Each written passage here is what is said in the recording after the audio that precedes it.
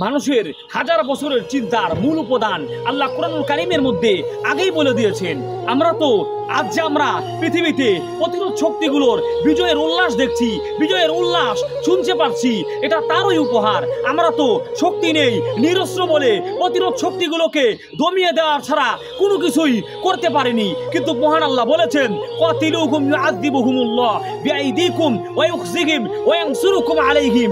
আল্লাহ বলেছেন তোমরা ওদেরকে মারো, ইউআযিবুহুমুল্লাহ বিআইদিকুম, আল্লাহ তোমাদের হাতে ওদেরকে শাস্তি দিবেন, ওয়া ইউখজিহিম ওদেরকে লাঞ্ছিত করবেন, ওয়া ইয়ানসুরুকুম আলাইহিম আর ওদের বিরুদ্ধে তোমাদেরকে সাহায্য করবেন। আজ আমরা পৃথিবীর মাজলুম জনপদগুলো থেকে এই আয়াতের বাস্তবায়ন দেখতে পাচ্ছি। পৃথিবীতে সোমালিয়া, আফগান, কাশ্মীর, লিবানন, ফিলিস্তিনে যে জায়গাতেই মুসলিমরা কাফেরদের বিরুদ্ধে রুখে দাঁড়িয়েছে, ওই জায়গাতেই কাফেররা মুসলিমদের কাছে পরাজিত হয়েছে।